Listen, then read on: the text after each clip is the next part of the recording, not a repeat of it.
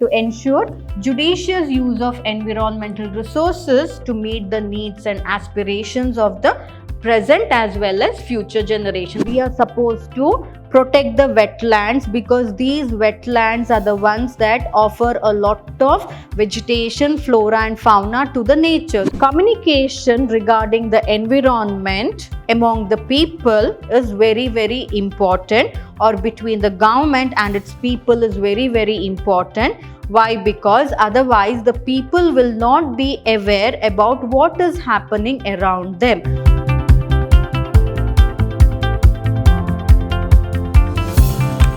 Hello everyone, a warm welcome to today's session on Environmental Studies for second semester BCom. I'm Dr. Divya, Environmental Studies faculty, Vidhyaashram First Grade College, Temple of Excellence, MYSURU.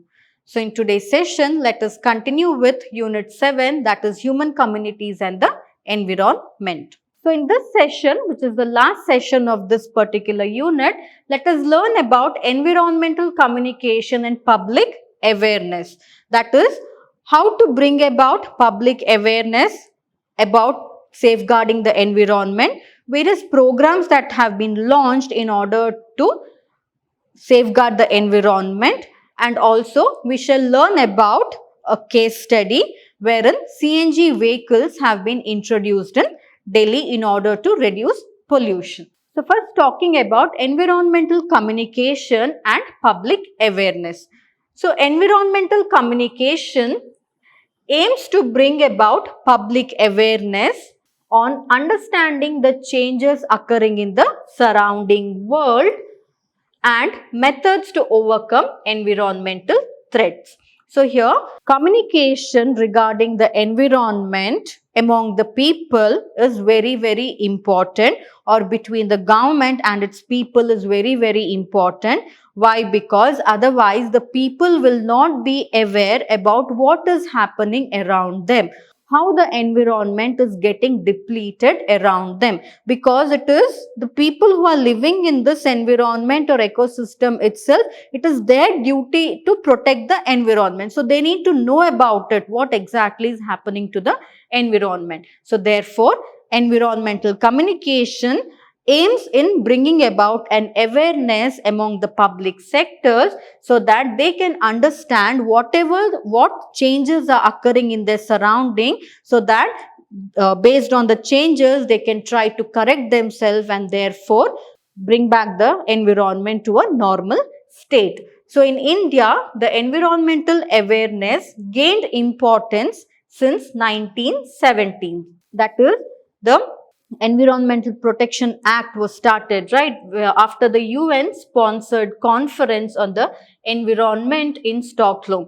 That is in 1972. So in the 1970s itself, that is when the Bhopal gas tragedy had occurred, already it was there in the government's mind that we need to do something or bring strict rules and regulations to safeguard the environment. And those actually came into force when the people of India participated in one of the conferences that was held in Stockholm regarding environmental issues. And that is when, so from 1972 onwards, a lot of strict rules and regulation and public awareness has been brought about to safeguard the environment. So the Indian government took many environmental related friendly activities or environmental friendly activities in order to make the people understand the importance of the environment. And the Ministry of Environment and Forest was established, and under this Ministry of Environment and Forest, a lot of laws were put on environmental protection in the year 1986. So from 1986 onwards, a lot of rules and regulations were framed in order to protect the environment. What were the different acts put forth by the government or the parliament? All that we have studied in the previous sessions, right? So you can just have a look there. So what are the objectives of India's national environmental policies? I told you since 1970s onwards, a lot of environmental policies have been come up. So what are the objectives of these environmental policies? Let us look into. So the main objective is to protect and conserve critical ecological systems and resources. That is, whatever ecological resources are at the critical stage of becoming depleted, we need to try to protect and conserve such depleting resources. So that was the first policy. And to ensure equitable access to environmental resources and quality for all sections of the society. So whoever is living in the society, they should have equal rights to all the natural resources that are available on this planet, and in particular to ensure that poor communities which are most dependent on environmental resources for their livelihood are assured secure access to these resources, and make rules and regulations. Especially we talked about the tribal rights, right? How rules and regulations were framed for them so that even they can make use of the resources, because that is the only natural resources they are depending on for their livelihood. So to ensure, and also to ensure judicious use of environmental resources to meet the needs and aspirations of the present as well as future generation. That is sustainable development. Even this also we learnt in the previous session. So this entire topic is connected to the previous sessions that we have studied of different units itself. So here, sustainable development. Use it valuably in the present generation so that the next future generation can also get to use those particular natural resources. So that is also one of the objective of the national environmental policy.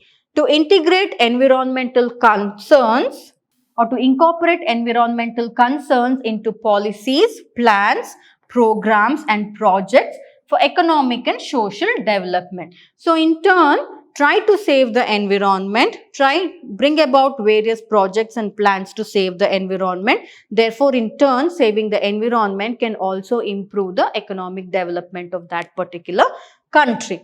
Next is to ensure efficient use of environmental resources in the sense of reduction in their use per unit of economic output. That is to minimize adverse environmental impacts. Only use how much is needed for that particular time.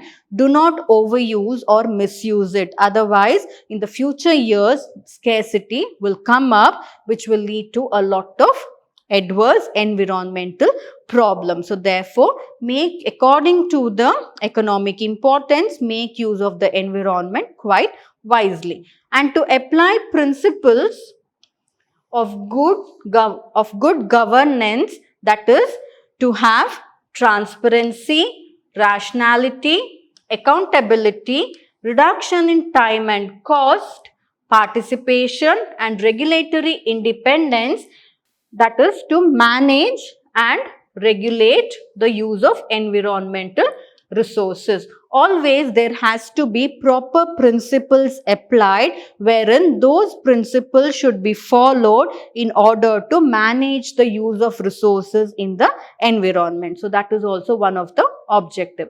To ensure higher resource flows, which comprises of finance, technology, management skills, traditional knowledge and social capital for environmental conservation through mutually beneficial multi-stakeholder partnership between local communities, public agencies, the academic and the research community, and between the investors, the multilateral and bilateral development partners. So each of these people, that is those who are multi-stakeholders, there should be a good communication or a cooperation between the local communities, between the public agencies, between the academic and research communities, between the investors, between the multilateral and bilateral developmental partners, wherein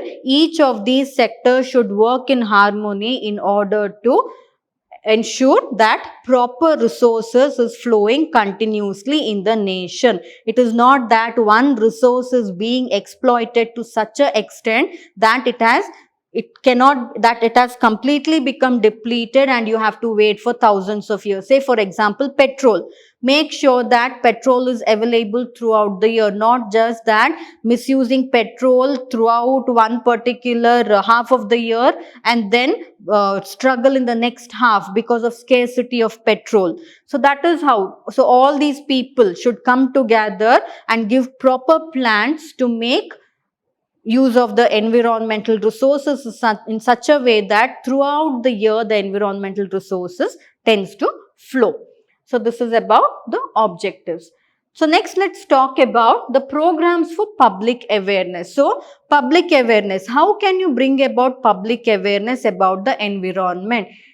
If you just keep quiet, nobody will be interested in the environment. Instead, you can put forth various programs, workshops, or you can give various talks or advertisements and all that, so that people will come to know about the environment in which they are living in and what they need to do towards safeguarding this particular environment. So the best public awareness nowadays, all are social media freaks, right? And we tend to learn a lot from it.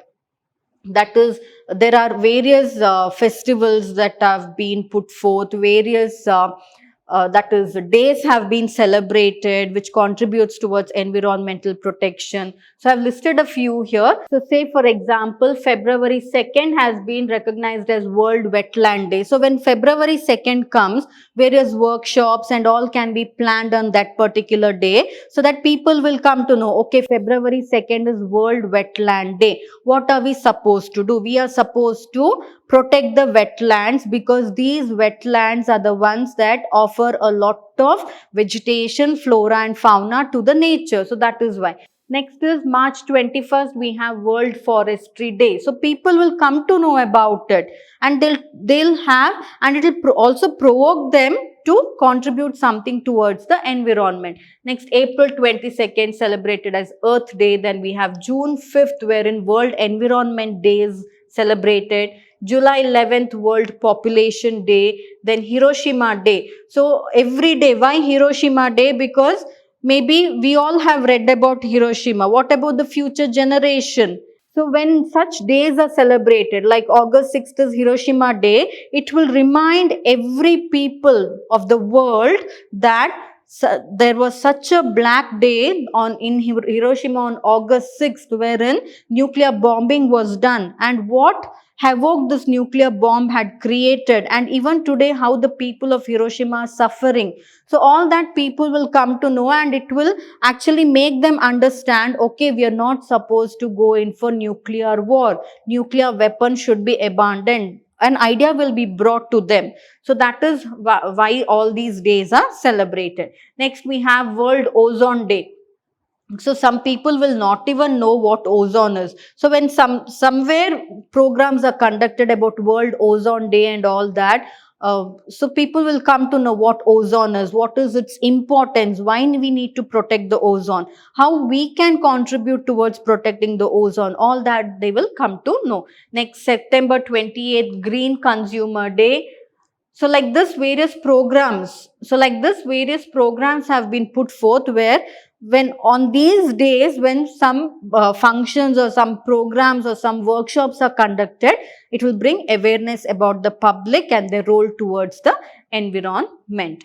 Next, what are the personal activities that can be made so that people can participate in those personal activities, creating awareness, and also these personal activities, how can it create an awareness among the public or the people? So what we can do?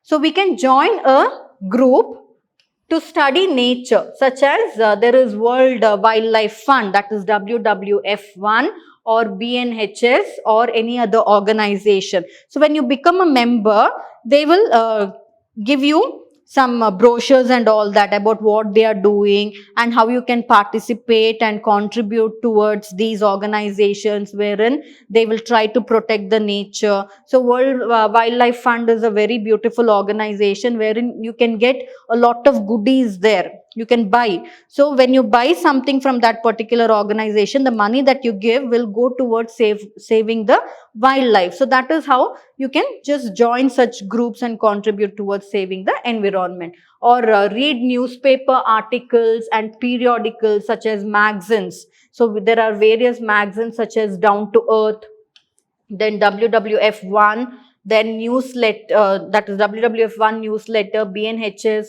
Hornbill, Sanctuary magazine. So when you read all these magazines, you will get an idea about the environment, what is happening in the environment, and also you can contribute your own ideas towards safeguarding the environment. So when other people read it, they can try to follow it.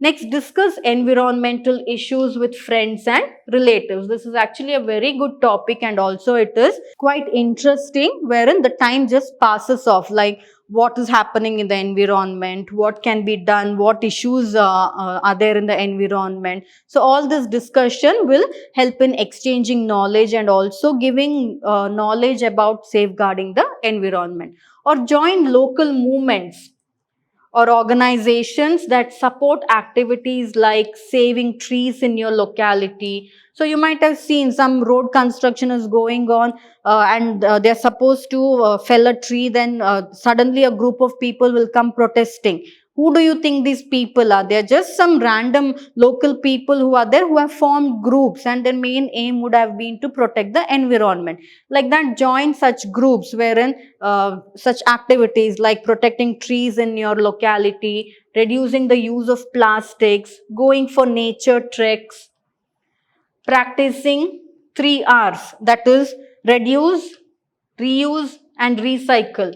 Such group people, if you see them, they'll never use anything made out of plastic. So such clubs, when you join, it will inculcate an interest in you also to ban the use of plastic. So all that small things can contribute towards saving the environment.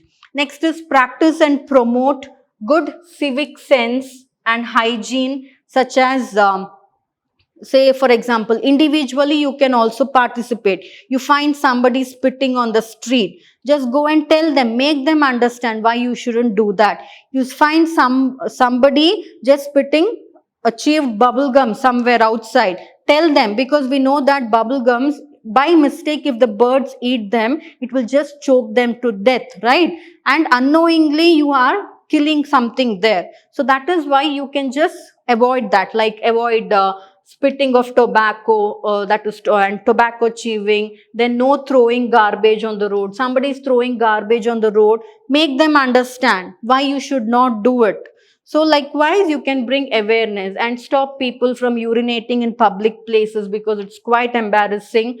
So, and also it can lead to a lot of diseases among the people. So make them understand. So individually, not, if not in groups, individually also you can contribute, and it is your right, you can do that. That person might just feel agitated, but he is in fault actually. So therefore you can do that. You can ask some, because it is your right. This planet belongs to you also. So when you find somebody is doing something which might bring harm to you, you can protest against it. So likewise, individually also you can contribute towards the environment. And take part in events that are organized on World Environmental Day, Wildlife Week, etc. So that you go and sit there for their workshops and you learn about the mother nature and all that, and visit a national park or sanctuaries, or spend time in some natural habitat. So that when you spend time there, you will understand the difference of living where nature is not there, and difference of being amidst the nature. So that will also inculcate some interest in you to protect the environment. So all these are the personal activities that can be done by your own interest, other than always waiting for the government to bring some rules and regulations. Why should the government frame some rules and regulations? Aren't we educated enough? Don't we have the knowledge? Don't we have the capacity to think that we are not supposed to do it? Should we need somebody else to frame a rule for us, rule and regulation, or a law for us? No, right? We are all well educated enough. So that is how personally you can contribute towards saving the environment. So next is about the case study. So this case study is quite interesting. So we all know about Delhi's pollution, right? It is one of the most polluted cities in the world. And in the late 1990s, Delhi's first big bang CNG program, that is compressed natural gas program, began when activists filed public interest litigation in the Supreme Court in order to control the city's rising air pollution. Here also, can you see here what did these few of the public, that is environmental activists did was, they put a case in the Supreme Court stating that Delhi is getting too much polluted. Of course, we can put a case. When can you put a case? When you are not contributing for a pollution, you are right on your side, because you have the right to live in this particular planet, and the planet has to be in a good condition if you need to live in it healthy and happy, right? So that is how you can, what these people did was they put a case wherein stating that the city's pollution is rising and nothing is being done towards it. So the Supreme Court, what they did was they took up the case and they set up the Environment Pollution Prevention and Control Authority in the year 1998. So in 1990 actually the case was filed. In 1998 a verdict was put forth, or the Supreme Court advised to control pollution. So what they did was they ordered the Delhi government to convert the city's entire bus, that is public buses that were running, from petrol to compressed natural gas. Stop using petrol and diesel run buses. Instead, go in for the compressed natural gas. So that is what the Supreme Court had put the verdict. And the state-owned GAIL company. So GAIL company was the company that actually produced this particular compressed natural gas. So the Supreme Court also ordered the GAIL company to produce natural gas in a larger extent or in larger quantity. So they asked to increase the number of CNG stations in the city from 9 to 80. So by the time 2000 reaches, there was only 9 compressed natural gas stations in the city of Delhi. So the Supreme Court ordered that the GAIL company should set up around 80. So once the year 2000 reaches, there should be at least 80 compressed natural gas stations in Delhi. That is what they ordered. And the Supreme Court also ordered that all the vehicles before 1990, so be it the autos, the taxis, all these vehicles which have come before 1990, they should convert to clean fuels by 2000. So for them also a deadline was given. So those vehicles which were manufactured before 1990, all those vehicles should actually convert to clean fuels. That is, they should start using compressed natural gas by the year 2000. So that is what the verdict the Supreme Court had passed. So the Delhi government was supposed to submit a report on that as well about the improvement.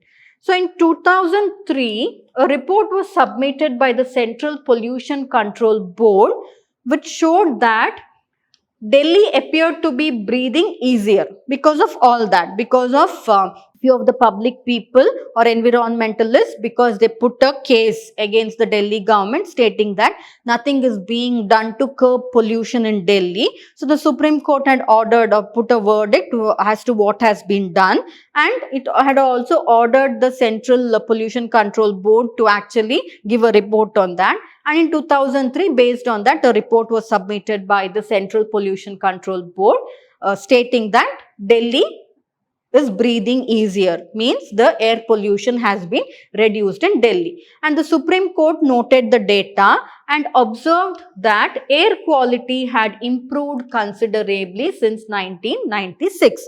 But did this last long? No, it did not last long. So, but this did not last long as the demand for CNG could not be fulfilled Thereby, the Delhi government failed to replace diesel buses with CNG run ones. What did they say? By 2000, all the public buses should be converted into compressed natural gas. They should run using compressed natural gas only. But because the availability of compressed natural gas could not be fulfilled according to the demand, the government was not able to fulfill the deadline. That is, by March 2001, the deadline could not be fulfilled because there was no enough compressed natural gas that was available. But the capital's effort in curbing pollution was appreciated. But still they did a lot. Many number of buses they replaced, old vehicles they abandoned, they converted the old vehicles to make it more fuel efficient. All that they did.